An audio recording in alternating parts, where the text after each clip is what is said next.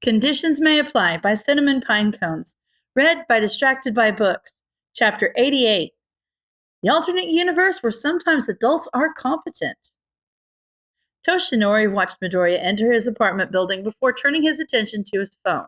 He scrolled through his contacts, but his thumb just hovered above the one he'd been looking for. He stared at the name for several minutes before putting the phone down and resting his forehead on the steering wheel none too gently. This was dumb. He was a grown man. He was the damn symbol of peace. He could make a stupid phone call. What was he so afraid of? Just a phone call. Just a phone call. Just a phone call. Steeling his nerves, he picked up his phone and pressed call before he could lose his courage.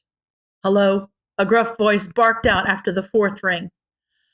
Hi, Torino. It's Toshinori, he replied, doing his best to not sound like a scared little kid. I may be old, but I'm not older than caller ID, boy. It's been 5 years. To what do I owe the pleasure? He asked sardonically. I need help with... Of course you do. What else would you be calling for? He interrupted. Well, that was probably fair. Toshinori owed a large part of his success to Gran Torino, and he hadn't exactly paid him back kindly by not speaking to him for 5 years, then calling in for a favor that he was not owed. What is it? Torino asked again after he failed to respond. I found a successor, he blurted out before he could back down. Lovely.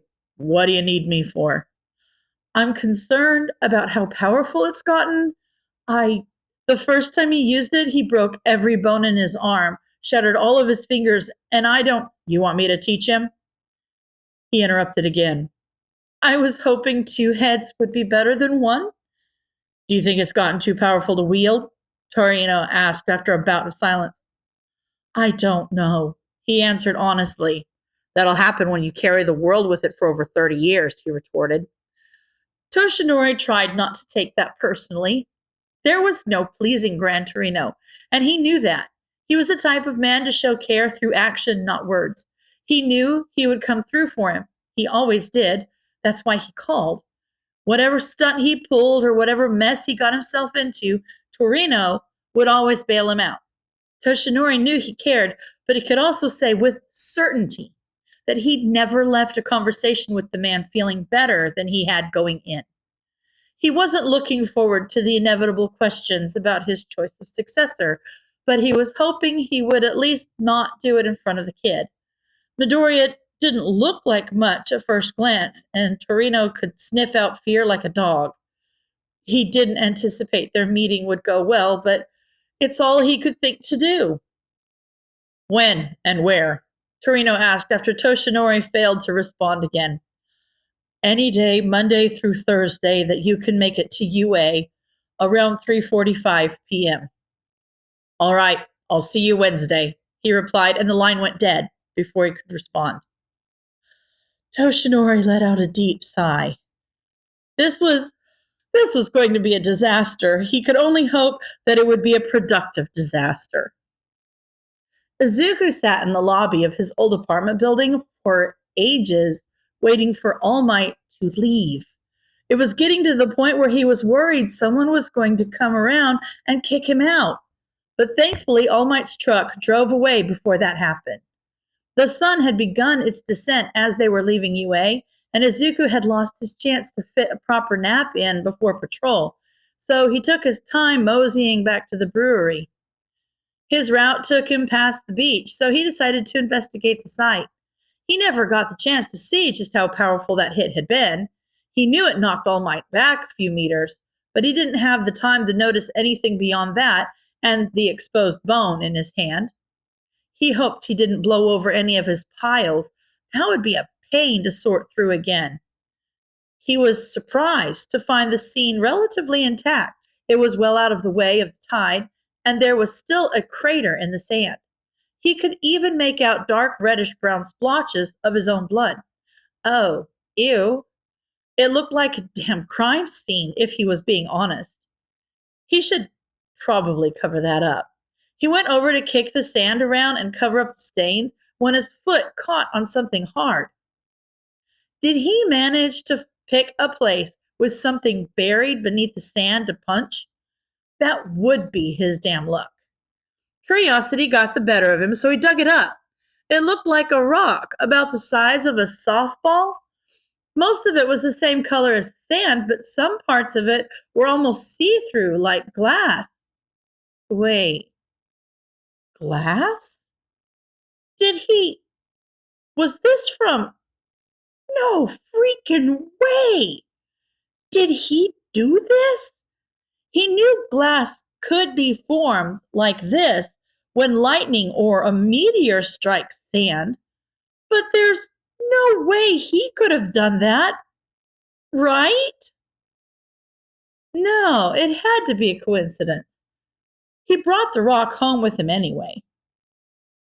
Ivy sat on the ledge of their meeting location and did their best to focus on their guilt and not how ridiculous Eraser had looked tucked up into a sleeping bag in the corner of his classroom. He had been too scared to laugh at the time, but looking back on it, he's surprised he managed to not make fun of the man. He looked like an overgrown caterpillar, and they'd bet all their tuition savings that Mike had gotten that sleeping bag for him as a gag gift. They heard him clambering up the side of the building and shut down any caterpillar-related insults they had because they weren't supposed to know about that. It was a shame, really. A comedy goldmine just out of reach. Sorry about yesterday. They awkwardly apologized when Eraser crested the ledge of the roof. Don't do it again, was all he said in response before sitting down and opening his bento. They sat in silence for a bit after that, and Izuku did his best to study Eraser's face without being too obvious. "Where's your dinner?" he asked after a few minutes. "I ate before I left," they lied. They'd been out in the hospital, and then UA, for over 24 hours, and then All Might took forever to drive away after he dropped him off at his apartment. They usually prepped meals on Sunday evenings, so they didn't have the chance to throw anything together before patrol. Eraser studied them with a blank expression before pulling a nutrient pouch out of one of his pockets and tossing it to them with more force than strictly necessary. "Thanks," they mumbled a bit self-consciously. Eraser just grunted in response. "Is everything all right now?" Eraser asked tentatively after a few minutes of silence. He was looking at them with concern that he didn't even try to mask. "Yeah, everything's fine. There's promise for further catastrophe still, but that's nothing new for me," they replied with a laugh. "Yeah, nothing new there," Eraser responded. He sounded sad or disappointed, maybe. They didn't know how to respond to that, so they just decided not to. "You gotta know by now that I'm not out to get you, kid," he continued. "Please, just be honest. Are you hurt?" Izuku couldn't help but think Eraser would be the end of him. He knew them. He knew him too well. They'd let him get too close, but there was nothing for it now. Nothing but time would tell when his facade would come crashing down. "No, Eraser, I'm not hurt," he answered honestly. "Are you in danger?" he asked after a moment of contemplation. "I'm always in danger. You know what I meant," he cut them off. "All right, not in the mood to joke. Noted. I'm not in any more danger than you are." He studied their face for an uncomfortably long time, trying to look for any sign they were lying, but there was nothing to find. Even still, Eraser didn't seem to believe them. They could tell by the look of sad resignation that fell across his face. "I'm on your side, Ivy. I you're you're my friend. If you need help, I'm here," he stated with finality before turning his attention back to his bento. Kami. The only way out of this was faking his death. He was doomed. "I know, Eraser." Wednesday came all too quickly, and All Might was picking him up after school to take him back to UA. He was going to meet All Might's teacher. Times like this made him wonder how the hell his life ended up here. He was nervous and doing his best not to let it show as he sat down in the passenger seat and buckled himself in. I wanted to warn you about Gran Torino. All Might started after they exchanged greetings. He's gruff, I suppose. Um, okay, Izuku responded awkwardly. What I mean to say is that he can come off rather rude, or I suppose he is, rather rude. He paused again to think about what he was going to say, so Izuku gave him a moment. I don't know what he'll think of you. I mean, no offense by this, my boy, but you don't look like much. I know your potential, but he might not see you like I do. Try to work that confidence. If you don't respect yourself, then he won't respect you either. Great. This was going to be just great. All Might, of all people, was nervous and asked Izuku, of all people, not to be. This was going to go brilliantly. Izuku took a deep breath and tightened his hold on his notebook. Okay, he said with a nod, doing his best to let some of Ivy's confidence bleed into his tone. If All Might's surprised smile was anything to go off of, then he'd guessed that it worked. He had experience working with hard-ass teachers. Eraser hadn't exactly been the most pleasant person to talk to before Izuku actually got to know him and realized he was just a teddy bear with a harsh exterior. And that wasn't even mentioning any of his actual teachers who genuinely hated him. He'd done this before. He could do it again. The rest of the drive was filled with idle chit-chat and the low hum of the radio. It wasn't until they were about to walk into the gym that had been reserved for them that All Might's shoulders tensed up again. Izuku watched as he took a deep breath and forced them to relax before opening the door. Toshinori, a short old man who Izuku assumed was Gran Torino, greeted flatly. Gran Torino? All Might greeted in turn, with a nod. This is Midoriya Izuku, sir, he interrupted with a polite bow. Pleasure to meet you. Old people liked manners, confidence, and manners. He could do that. He's sure he'd be cursing his stutter all evening, but he could try his best. Gran Torino's slightly raised brow told him that he was off to a good enough start. What are we working with? Gran Torino asked, cutting to the chase, just like Izuku had expected him to. Izuku had done a visual sweep of the room as they entered, and there was no one else there. Plus, All Might set this up, so it was unlikely that this wasn't a safe place to talk about One for All. With that in mind, he continued with faux confidence, answering the question before All Might got the chance. I inherited One for All last Sunday. The first and only time I used it, I broke every bone in my arm. He stated factually, doing his best to not let his insecurity color his tone. So I've heard. Anything else? No, sir. I have not tried to use it since, Izuku replied, faltering slightly. Well, what have you done since? Confidence, confidence, confidence. This was his quirk now. It made sense to analyze it. No one was going to think it was weird. It wasn't weird. I have a few theories based on my limited observations, he started tentatively. He was nervous to start because once he started, he knew he was going to have to fight against losing himself to rambling. Well, let's hear it then, Gran Torino responded impatiently. All right, okay, he asked for this. He can do this. With a deep breath, he dove in.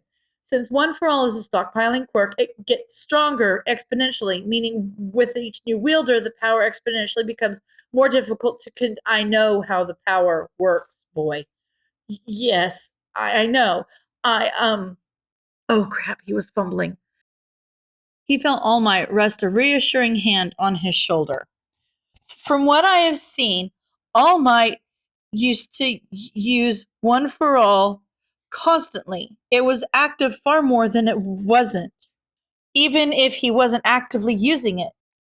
Now the strain is too much to handle consistently, so he only activates it when necessary, which is what I'm doing.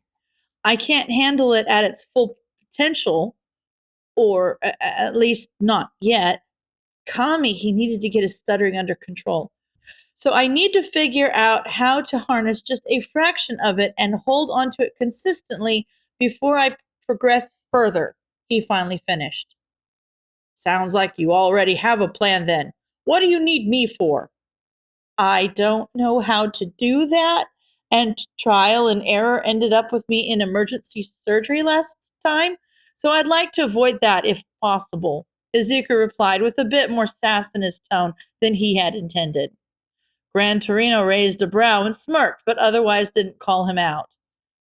What did it feel like? He asked after a second. Like a riptide, Izuku replied. Well, then dip a toe in, boy. Test the waters. Don't just dive.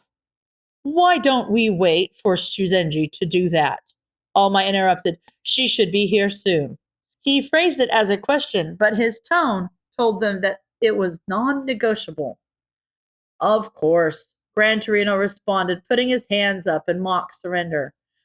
They certainly had an interesting dynamic, Izuku thought as his focus bounced between the two of them. They appeared to be having an argument via eye contact exclusively. The occasional rise of an eyebrow didn't give him any indication of what they were arguing about, nor who was winning. Hello, sorry I'm late, Recovery Girl cooed from the entrance of the gym. These old bones can't get across campus as fast as they used to. It's no problem, Shuzenji. We only just got here a few minutes ago anyway. All Might excused her quickly. Oh, good. It's been a long time, Sorahiko, she greeted with a nod to Gran Torino. What's it been, 32, 33 years? Hell if I know. I'm retired. I've got no reason to keep track of that, Gran Torino grumbled in response. That kind of attitude is going to lose you your memory. You're no spring chicken, she warned. If I'm no spring chicken, what does that make you? Recovery Girl decked him across the shin with her cane practically before he could finish his sentence. Don't you know it's rude to comment on a lady's age? She asked with a smirk as she took a seat on one of the benches on the perimeter of the gym. Pleasure to see you as always, Shuzenji, Gran Torino quipped with a grimace. All Might was standing between them now, biting back a smirk of his own and trying to keep the peace, like a child of divorced parents. Were they? Never mind, he didn't want to know. All right, now, dip a toe in, Gran Torino instructed, turning his attention back to Izuku. Izuku gave an awkward but polite nod to Recovery Girl as the opportunity for a proper greeting had long since passed. But she smiled kindly back at him regardless. I still don't know how to do that, Izuku reminded him. I was thinking, the last time I used it, I held it for a moment before engaging it, and that didn't, or at least I don't think that hurt me. So I thought I could try that first, and maybe I could figure out how to use just a fraction from there. Izuku explained nervously. It sounded logical to him, but he couldn't help but feel like it was a stupid idea after he said it out loud. Why exactly do you need me here? Gran Torino asked All Might rather than answering Izuku. Was that a compliment? Izuku wasn't sure. All Might was smiling at him now, so he's pretty sure that was a compliment. That's, that was nice.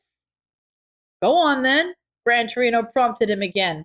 Izuku sat down on the floor of the gym and crossed his legs before closing his eyes and taking a deep breath.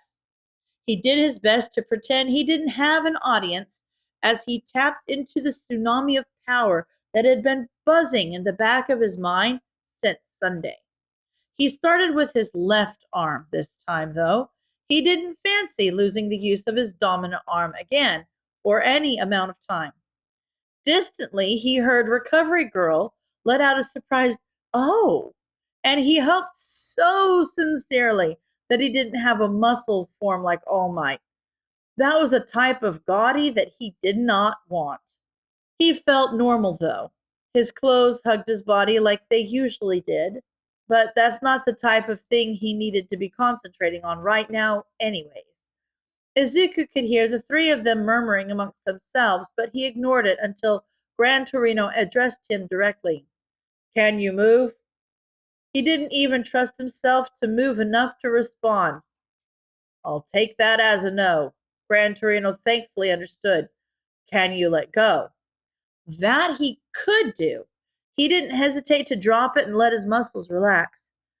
He's not sure how long he'd been holding it, but he did know that he wanted to completely collapse on the floor of the gym.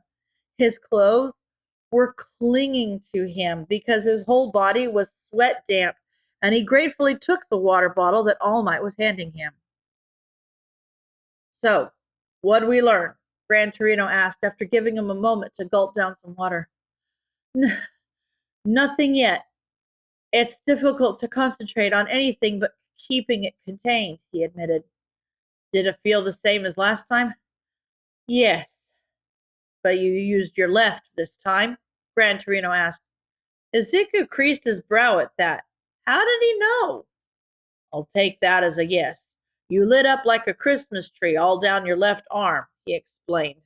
"Oh, is it like electricity then? Your body can safely be part of a circuit if you're grounded.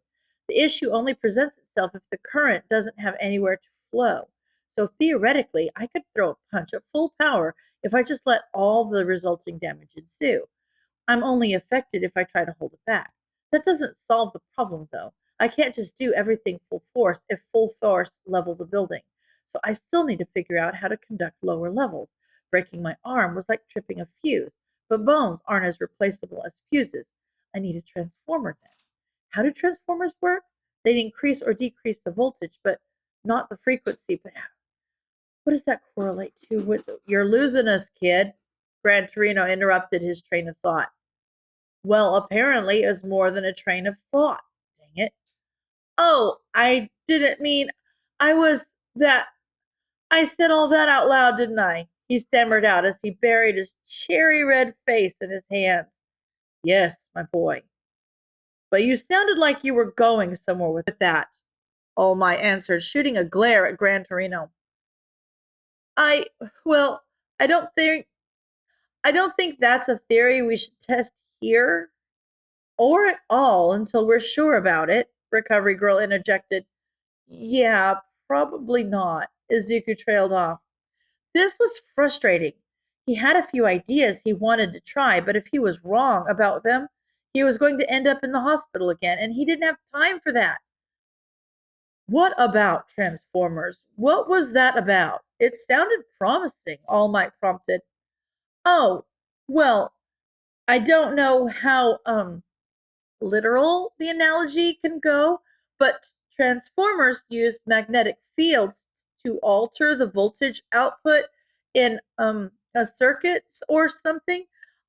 Don't fully understand how they work," he admitted, but it might be a helpful way to think about it. "Do you want to try that?" All Might ask tentatively. Might as well." Izuku insisted on backing up nearly all the way to the far wall of the gym before he sat down to try again. He didn't have confidence in his ability to not hurt his audience if they were too close. Again, he tapped into the torrent of power and did his best to imagine a small tributary off of the raging whitewater river that was One for All. He sat with it for a moment until it felt like he wasn't going to rip his arm out of its socket when he moved, and then he snapped his fingers. The sound hit him before the pain did. It sounded like someone had just slapped him right over his ears. He saw the lights flicker and dust start to fall down from the ceiling before his body clued him in to the fact that his fingers were very much broken. Crap. Wait, it was just his fingers. "Ha ha!" He laughed triumphantly. Nothing broken? All Might asked as he made his way over to Izuku at a light jog. No, my fingers are broken, but it's just my fingers, he stated excitedly, flexing his arm to prove his point. All Might didn't seem as impressed by that as Izuku would have liked him to be, and Recovery Girl was hustling her way over as quickly as she could manage, so Izuku stood up to meet her. No, I'm fine. I can walk. You don't need to. You're certainly not fine. Look at your finger, Sonny, she reprimanded with no real heat. All right, yeah, they look kind of gross. The thumb and middle finger on his left hand were all bruised and purple and bent in directions they definitely weren't supposed to go, but it was nowhere near as bad as it had been on Sunday. He could still move them slightly, so he knew the bones weren't shattered, just broken. Quit messing with them, she scolded him again, whacking his right arm away from his left with her cane. Let me see. Izuku obediently held his hand out for her to inspect. She looked at his fingers for a moment, turning his hand around to inspect the damage before she spoke. How's your pain? I've had worse, he answered. Yes, I know. I saw your x-rays. That's not what I asked. Um, 4? She looked at him with a raised eyebrow before ushering him over to the bench she'd been sitting on. Is it all right if I poke around? He nodded. Gently, she started prodding at his fingers, and he bit down on his lip. That definitely didn't feel good. Feels like clean breaks on the distal and proximal phalanges on both your thumb and forefinger, she diagnosed. Do you need an x-ray to set them? He asked. She raised an eyebrow at him again for that. You weren't kidding when you said you were more than capable of breaking your own bones, were you, Sonny? How many bones have you broken?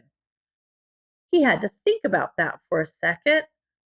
Honestly, he didn't know the answer to that question. Like 36, he guessed. Well, 40 now, but 30 of those happened last Sunday. Izuku didn't quite catch what Recovery Girl was muttering under her breath in response to that, but he was sure that he at least heard the words, good grief and trouble. Come on, we're going back to my office, she declared. As soon as she said that, two robots holding a stretcher burst through the doors of the gymnasium. Just in time, our ride's here, Recovery Girl cheered. I can walk.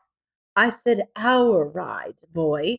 You can jog alongside if you want, but I've walked enough today, she said as she sat down on one side of the stretcher and patted the open spot next to her. Izuku had to hold back a laugh at that, but Recovery Girl using UA's prestigious medbots as her own personal chauffeurs was pretty funny in his defense. Toshinori watched the medbots zip the two of them away as he stood awkwardly next to Gran Torino. He was going to say something that pissed him off. He just knew it. Well, I never expected you to pick brains over brawn, Torino quipped before the doors even shut behind them. Called it. The kid's a solid brick of muscle, Torino, he defended. He's tiny. He's only 14. They walked in silence, following the path toward the main building where Shizenji and Midoriya had already been swept out of sight. They were over halfway there before Torino spoke up again. He's got potential, he stated nonchalantly. Toshinori almost stopped mid-stride. He was sure he hadn't heard that right. What? He asked dumbly. You heard me, boy. He let out a string of inelegant sputters at that. That might have been the nicest thing he'd ever heard the man say, and he'd known him for over 35 years.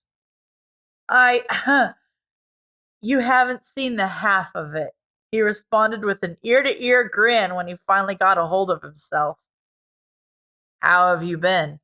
Torino asked in a tone more gentle than he was accustomed to. His smile faded quickly at that. I know I look terrible, he answered, resignation in his tone. That's not what I said, Torino defended weakly. But it's what you meant, he retorted. Torino didn't have a response for that. I've stagnated. I'm not getting better or worse. Well, except for aging. You're getting old, Toshi. Torino poked. He huffed out a laugh at that. If I'm getting old, what does that make you? He challenged, stealing Torino's jab from earlier in the evening. Torino predictably went to whack him in the shin with his cane, but Toshinori was already out of reach and stifling a laugh at the other man's expense.